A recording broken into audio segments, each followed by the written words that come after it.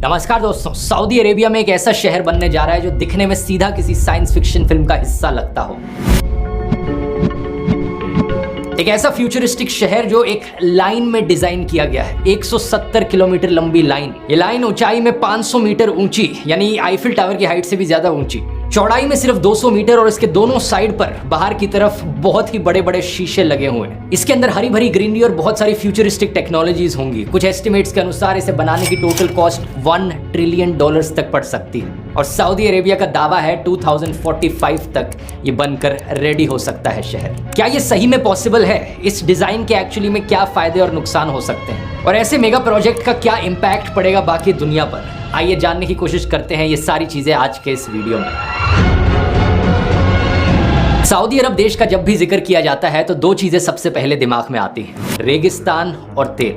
हालांकि ये चीज सच है कि ज्यादातर देश रेगिस्तान से घिरा हुआ है। टिपिकल डेजर्ट क्लाइमेट भी देखने को मिलता है सऊदी में, जहां पर दिन में तापमान 45 डिग्री सेल्सियस तक जा सकता है और रात में बहुत ठंड हो जाती है। लेकिन इसके अलावा देखा जाए तो सऊदी ज्योग्राफिकली काफी डाइवर्स देश है। यहाँ पर आपको सवानास, पहाड़ियां और वोल्केनिक फील्ड्स भी मिलेंगी। इनफैक्ट सऊदी में 2000 से ज्यादा डोरमेंट वोल्केनोज हैं, जिनमें से कई सारे तो एक्टिव वोल्केनोज भी हैं। इकोनॉमिकली सऊदी मिडिल ईस्ट की लार्जेस्ट इकोनॉमी है और दुनिया की 18th लार्जेस्ट। लेकिन ये बात सच है कि मोस्टली ये इकोनॉमी सिर्फ तेल पर डिपेंडेंट है। इनका मेजर एक्सपोर्ट पेट्रोलियम है और दुनिया का लार्जेस्ट एक्सपोर्टर सऊदी अरेबिया ही है पेट्रोलियम का। लेकिन क्योंकि दुनिया भर के देश अपनी तेल पर डिपेंडेंस खत्म करना चाह रहे हैं, इसलिए सऊदी अपनी इकोनॉमी को डाइवर्सिफाई करने में बहुत इंटरेस्टेड है। इस रीजन के कई और देशों की तरह, जैसे कि यूनाइटेड अरब एमिरेट्स ने भी बहुत कोशिश करी तेल से अपनी डिपेंडेंस खत्म करने की। यही कारण है कि दुबई को इतना बड़ा टूरिज्म हब बनाने की कोशिश करी गई है। सिमिलरली सऊदी अपना प्लान लेकर आया है, सऊदी विजन 2030। इसका मकसद है देश की और एस्पेक्ट्स में डेवलपमेंट करी जाए, जैसे कि हेल्थ, एजुकेशन, इंफ्रास्ट्रक्चर, टूरिज्म और नॉन ऑयल एक्सपोर्ट्स को बढ़ाया जाए देश के। इसी सऊदी विजन 2030 प्लान का एक हिस्सा है नियोम की स्मार्ट सिटी बनाना। सऊदी के क्राउन प्रिंस मोहम्मद बिन सलमान ने अपने देश का एक बहुत बड़ा एरिया इस नियोम स्मार्ट सिटी की डेवलपमेंट के लिए निर्धारित किया है। अब अपने आप में नियोम कोई एक स्मार्ट सिटी नहीं है, बल्कि ये नाम जो है एक रीजन के लिए इस्तेमाल किया जाना चाहिए। इस रीजन के अंदर कई सारे शहर होंगे, कई रिजॉर्ट्स होंगे और कई सारी और डेवलपमेंट्स होंगी। इन टोटल ये नियोम का जो एरिया होगा ये करीब 26,500 स्क्वायर किलोमीटर का होगा और इसकी लोकेशन कुछ यहां पर होगी, सऊदी अरेबिया के नॉर्थ वेस्टर्न हिस्से में, रेड सी के नॉर्थ में। ये टोटल साइज रफली इक्विवेलेंट है उत्तराखंड स्टेट के हाफ साइज से। इस एरिया को चुनने के पीछे एक ज्योग्राफिकल रीजन भी है कि यहाँ का जो क्लाइमेट है वो कंपैरेटिवली मॉडरेट क्लाइमेट है। सऊदी में रेगिस्तान के बीचों बीच जो क्लाइमेट होता है वहां पर ज्यादा गर्मी होती है, यहाँ रेड सी के पास है ये। नियोम शब्द का मतलब अपने आप में बड़ा इंटरेस्टिंग है। ये नियो प्लस एम से बना है। नियो एक प्रीफिक्स है जो एंशिएंट ग्रीक से आता है, जिसका मतलब बेसिकली न्यू होता है, नया कह लो। और एम यहाँ पर दो चीजों को रिप्रेजेंट करता है। एक इनके प्रिंस का खुद का नाम मोहम्मद बिन सलमान, तो मोहम्मद से एम आ गया, और दूसरा एक अरेबिक वर्ड है मुस्तकबल। इसका पहला लेटर भी एम होता है और इस शब्द का मतलब फ्यूचर होता है। एक आइडियल शहर बनाना चाहते हैं जो न्यू फ्यूचर हमें दिखाए। डेवलपर्स के अनुसार नियोम के अंदर 10 अलग अलग प्रोजेक्ट्स होंगे, जिन्हें 10 अलग अलग रीजन्स करके पुकारा जा रहा है। इन 10 में से 4 रीजन्स की डिटेल्स ऑलरेडी अनाउंस कर दिए गए हैं। पहला एक ऑक्सीगन, एक ऑक्टेगन शेप्ड फ्लोटिंग पोर्ट, जिसे नेक्स्ट जनरेशन इंडस्ट्रियल सेंटर बनाया जाएगा नियोम का। दूसरा ट्रोजेना, जो कि पहली मेजर आउटडोर स्कीइंग डेस्टिनेशन होगी अरेबियन पेनिनसुला की। इसकी ओपनिंग बताई गई है 2026 में होगी, सिर्फ 3 साल बाद। और इतना ही नहीं, इस एरिया को ऑलरेडी बिड मिल चुकी है कि यहाँ पर एशियन विंटर गेम्स 2029 होस्ट किए जाएंगे। ये सऊदी के one of the highest mountain ranges पर लोकेटेड होगा और यहाँ पर तापमान एक्चुअली में सर्दियों में 0 डिग्री सेल्सियस से अक्सर नीचे चले जाता है। लेकिन फिर भी बताया जाता है कि जो स्नो यहाँ पर यूज करी जाएगी वो फिर भी मैन मेड होगी, क्योंकि नेचुरली यहाँ पर कोई इतनी बर्फ नहीं गिरती। तीसरा है सिंधाला, एक लग्जरी रिजॉर्ट कॉम्प्लेक्स जो सिटी की कोस्ट के बाहर लोकेटेड होगा। यहाँ पर करीब 2400 लोग होस्ट किए जाएंगे। ये 840,000 स्क्वायर मीटर्स में फैला एक लग्जरी आइलैंड होगा, जहाँ पर ढेर सारी चीजें करने के लिए होंगी। और नियोम प्रोजेक्ट का ये पहला हिस्सा होगा जो खुलेगा, क्योंकि इसकी ओपनिंग डेट ऑलरेडी अगले साल बताई जा रही है, 2024 में। फिर आता है हमारा चौथा और सबसे unbelievable project, the line. The line को 10 जनवरी 2021 को अनाउंस किया गया था और बहुत से लोगों को डाउट था कि ये बनेगा भी या नहीं बनेगा, ये सिर्फ एक इमेजिनेशन करी जा रही है। लेकिन at this point of time इसकी कंस्ट्रक्शन ऑलरेडी शुरू हो चुकी है। इवन दो ये एक बहुत बड़ा डाउट है कि ऐसी टेक्नोलॉजीज ये चीज़ें बनाने की हमारे पास अभी एग्जिस्ट करती है या नहीं करती। सबसे खास बात इस प्रोजेक्ट के बारे में है इसका डिजाइन। 170 किलोमीटर लंबी एक लाइन। ये पूरा शहर 500 मीटर ऊंची स्काई स्क्रेपर्स के बीच में सिचुएटेड होगा। ऐसी इमारतें जो लीनियर होंगी, लाइन के फॉर्म में चलेंगी बढ़ेंगी आगे और जिनकी बाहर की तरफ शीशा लगा होगा। अपने आप में जो आइडिया है ये कोई नया नहीं है, सिमिलर आइडियाज प्रपोज किए गए थे 1800s और मिड 1900s में भी। हालांकि तब किसी के पास इतने रिसोर्सेज नहीं थे और पैसा नहीं था इन सारी चीज़ों को एक्चुअली में इम्प्लीमेंट करने के लिए। ये शहर एग्जाम्पल है 1960s के कॉन्सेप्ट का जिसका नाम है आर्कोलॉजी। आर्कोलॉजी बनता है आर्किटेक्चर प्लस इकोलॉजी के शब्दों से। ये एक ऐसी फील्ड है जहां पर आर्किटेक्चर का इस तरीके से इस्तेमाल किया जाए कि हम डेंसली पॉपुलेटेड एरियाज बनाए शहरों में सबसे एफिशिएंट तरीकों से। एक ऐसा शहर जो अपनी आसपास की एनवायरनमेंट को सबसे कम डैमेज पहुंचाता हो। यही एक कारण बताया जाता है द लाइन के कॉन्सेप्ट के पीछे कि लाइन में क्यों बनाना इस शहर को, ताकि आसपास का जो भी नेचुरल लैंडस्केप है उसे कम से कम डैमेज पहुंचाया जा सके। इस आर्कोलॉजी के प्रिंसिपल से इंस्पायर्ड कुछ रियल लाइफ एग्जांपल्स अभी भी मौजूद हैं, जैसे कि अंटार्कटिका में मौजूद रिसर्च स्टेशंस। ऐसे रिसर्च स्टेशंस जहां पर हजारों लोग रह सकते हैं, काम कर सकते हैं और अपनी बाहर की एनवायरनमेंट से इंसुलेटेड रहते हो, ताकि बाहर की एनवायरनमेंट पर कोई डैमेज ना पहुंचे और कंप्लीटली सेल्फ सफिशिएंट हो। द लाइन प्रोजेक्ट भी यही करने की कोशिश करेगा, क्योंकि इसकी जो चौड़ाई होगी वो सिर्फ 200 मीटर की होगी। इसका मतलब 170 किलोमीटर्स बाय 200 मीटर्स, इसका जो एरिया है सिर्फ 34 स्क्वायर किलोमीटर्स का। और इसके डेवलपर्स के अनुसार यहाँ पर 9 मिलियन लोग रहेंगे। ये न्यूयॉर्क शहर की पॉपुलेशन है, लेकिन न्यूयॉर्क शहर के एरिया से करीब 20 गुना छोटा एरिया है, तो जो ओवरऑल फुटप्रिंट है वो बहुत छोटा हो गया। इस शहर के अंदर मल्टीपल लेयर्स प्लान करी गई हैं वर्टिकली देखा जाए तो, ताकि लोग 3 डायमेंशंस में मूव कर पाएं, ऊपर, नीचे और साइड में। और इस नए कॉन्सेप्ट को इन्होंने नाम दिया है जीरो ग्रेविटी अर्बनिज्म। ऊपर से इनके डेवलपर्स का दावा है कि नियोम को 100% रिन्यूएबल एनर्जी से पावर किया जाएगा, सोलर, विंड और हाइड्रोजन बेस्ड पावर जनरेशन का इस्तेमाल किया जाएगा। इसके अंदर ट्रांसपोर्टेशन के लिए कोई सड़कें नहीं होंगी, कोई गाड़ी नहीं होंगी,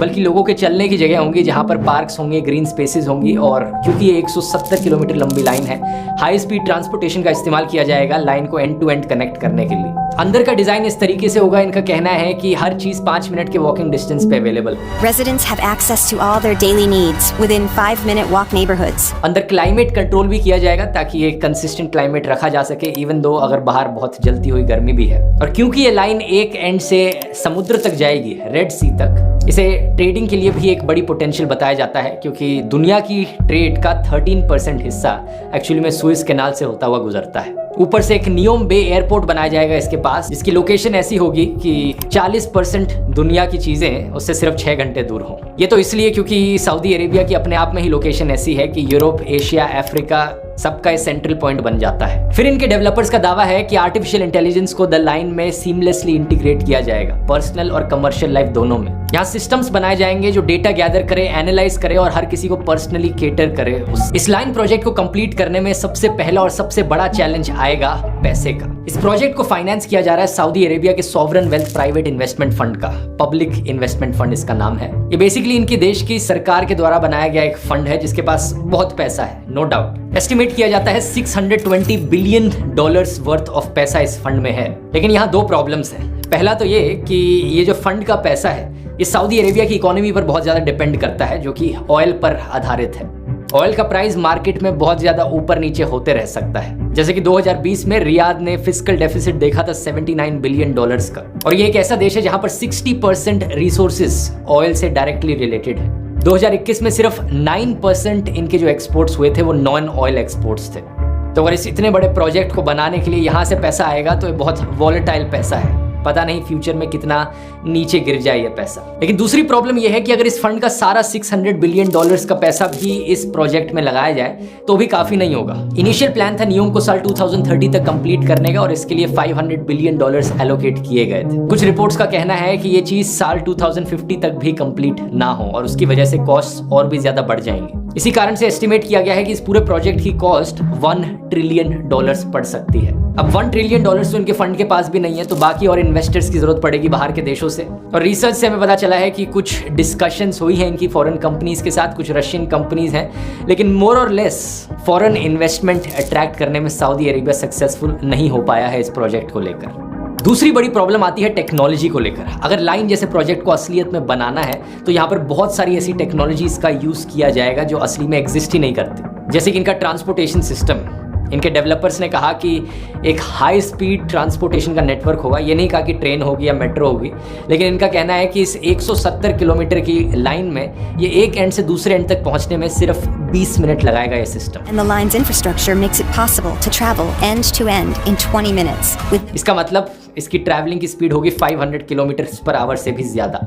और आज के दिन दोस्तों कोई भी ऐसी टेक्नोलॉजी एग्जिस्ट नहीं करती जो इतनी तेज स्पीड दे पाए हमें। करंटली जो फास्टेस्ट ट्रेन है दुनिया की वो है शंघाई की मैगलेव ट्रेन, जिसकी टॉप स्पीड है अराउंड 430 किलोमीटर पर आवर। ये बात सच है कि 2015 में एक जापानीज मैगलेव ट्रेन ने टॉप स्पीड का रिकॉर्ड तोड़ा था। एक टेस्ट रन में 603 किलोमीटर पर आवर की स्पीड भी अचीव कर ली गई थी, लेकिन वो एक टेस्ट रन थी। रेगुलर ऑपरेशंस में अभी तक हम 430 किलोमीटर पर आवर की एवरेज स्पीड से ज्यादा नहीं पहुंच पाए। ऐसे ही 500 मीटर ऊंचे शीशे आज तक किसी ने बनाए नहीं है। थियोरेटिकली पॉसिबल जरूर है, लेकिन प्रैक्टिकली कोई नहीं जानता कि क्या चैलेंजेस आएंगे इतने ऊंचे शीशे बनाने में, स्पेशली अगर वो 170 किलोमीटर एक डायरेक्शन में जाएंगे। इनका पर्पस भी क्लियर नहीं किया गया है।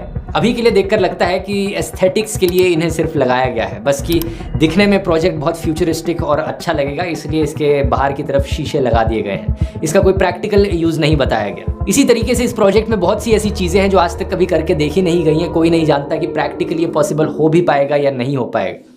तीसरा पॉइंट आता है एनवायरनमेंट का। हालांकि इन्होंने क्लेम किया है कि एनवायरनमेंट पर इसका मिनिमल इम्पैक्ट होगा, इसलिए इसे स्ट्रेट लाइन में बनाया जा रहा है, लेकिन बाहर की तरफ शीशे लगाना उससे एनिमल मूवमेंट पर क्या इम्पैक्ट पड़ेगा। माइग्रेटरी बर्ड्स के लिए बहुत ही खतरनाक चीज हो सकती है। साथ ही साथ एक कंटिन्यूस दीवार सी बना देना जिसमें इधर से उधर जाने की कोई बीच में जगह ही ना बचे, ये लैंड एनिमल्स की क्रॉसिंग में भी बहुत ज्यादा इंटरफेयर करेगा। ऊपर से कई लोगों ने इस चीज को क्रिटिसाइज किया है कि ये प्रोजेक्ट अपने आप को बड़ा सस्टेनेबल और जीरो कार्बन एमिशंस वाला बताता है, लेकिन 500 मीटर ऊंची लंबी बिल्डिंगें बनाना जो शीशे से कवर्ड हों और जो इतना दूर तक एक्सटेंड करें, इन्हें लो कार्बन मटेरियल से बनाना नेक्स्ट टू इम्पॉसिबल है। यूएनएसडब्ल्यू के प्रोफेसर फिलिप ओल्डफील्ड का कहना है कि ये सब अचीव करने के लिए एक फिनोमिनल क्वांटिटी लगेगी स्टील, ग्लास और कंक्रीट की, और सिर्फ इस लाइन को बनाने में ही 1.8 billion turns carbon dioxide release होगी। पूरा यूके का देश जो अपने कार्बन एमिशंस एमिट करता है 4 सालों में, ये उसके इक्विवेलेंट है।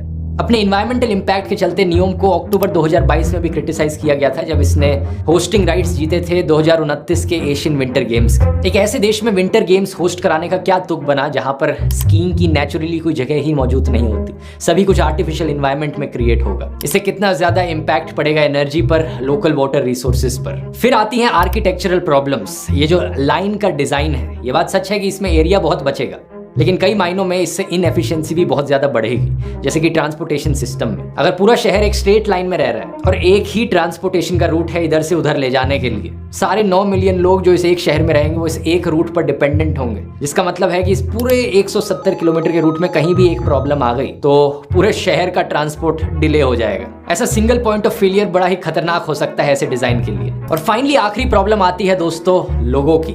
अगर ये सारे अलग अलग चैलेंजेस ओवरकम कर भी लिए जाएं, इन सारी प्रॉब्लम से डील करने का कोई ना कोई तरीका ढूंढ लिया जाए, आखिरी सवाल ये उठेगा यहाँ पर कि क्या लोग इसमें रहना भी चाहेंगे।